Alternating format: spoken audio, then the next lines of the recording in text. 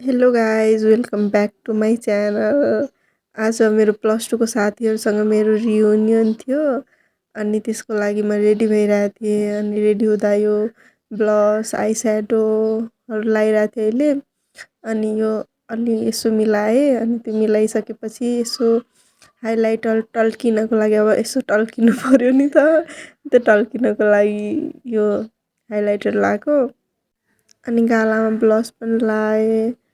अनि त्यसपछि यो मेकअप गर्दा गर्दै कति 10 मिनटमा मेरो मेकअप सक्छ। म जति जे लगाए नि 10 मिनट हो म्याक्सिमम् टाइम। त्यसपछि यो गाजर लगाएँ अनि यो मस्कारा लगाएँ। अनि अब मस्कारा लगाएपछि चाहिँ अब यसो आइलाइनर लगाएँ थोरै थोरै। अनि त्यसपछि चाहिँ लिप लाइनर लगाएर अनि लिपस्टिक लगाएँ। अनि त्यसपछि लगभग 90% डन भइसकेको थियो मेरो मेकअप। अनि त्यसपछि मैले इयरिङ लगाएँ।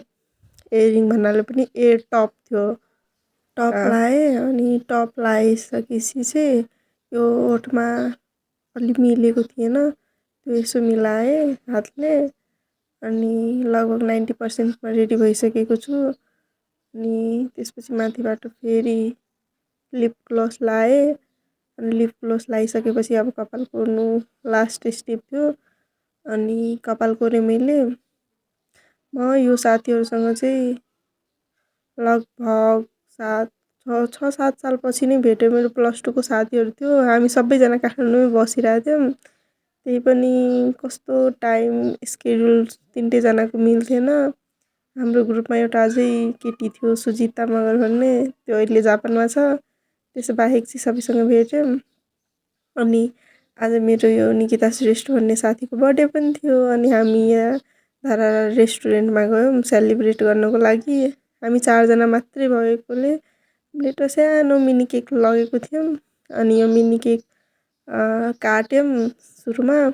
अनि मिनी केक काटिसकेपछि के खायौँ। यो हामीले सेलिब्रेट गरेको भिडियो हो। त्यहाँको स्टाफले भिडियो रेकर्ड गरिदिनु भयो हाम्रो। अनि त्यसपछि चाहिँ एकछिन फोटो सोटो सुट गऱ्यौँ सबैजना मिलेर। अनि यो चाहिँ मैले रेकर्ड गरेको त्यसैले म भिडियोमा छुइनँ। अनि राम्रो लाग्छ धेरै दिनपछि। हामी धेरै मिल्थ्यौँ प्लस टूमा बस्दाखेरि नै हाम्रो एकदम राम्रो भाइब एकदम राम्रो बोन्ड हुन्थ्यो। निकिता भन्ने मान्छे चाहिँ मेरो बेडमेट थियो। हामीसँगै एउटै रुममा एउटै बेडमा सुत्थ्यौँ एकदम मिल्ने एकदम। अनि अस्मिता भन्ने मान्छे चाहिँ रुममा बस्थ्यो किर्तिपुर। अनि हामी हप्तै पछि जान्थ्यौँ उसको रुम। लास्टै रमाइलो डेज थियो हाम्रो प्लस टूको। अनि त्यसपछि पिज्जा आयो अनि पिज्जा खायौँ। अनि यो मुस्ताङ्गे आलु आएको थियो अनि मुस्ताङ्गे आलु खायौँ। अनि यो चाहिँ त्यहाँको एम्बियन्स यस्तो दामी थियो। ठ्याक्क धराराको अपोजिटमा एकदम राम्रो भाइब दिने। अनि हामी माथि पनि गयौँ फोटोसुटहरू गर्न। अनि माथि यस्तो चाँद के भन्छ हाफ मुन बनाएको थियो। अनि त्यसपछि हामी यसो सपिङको लागि एकछिन बाहिर गयौँ। अनि साथीहरूले के किन्यो। अनि त्यसपछि राति भयो अनि म घर आएँ। Thanks for watching.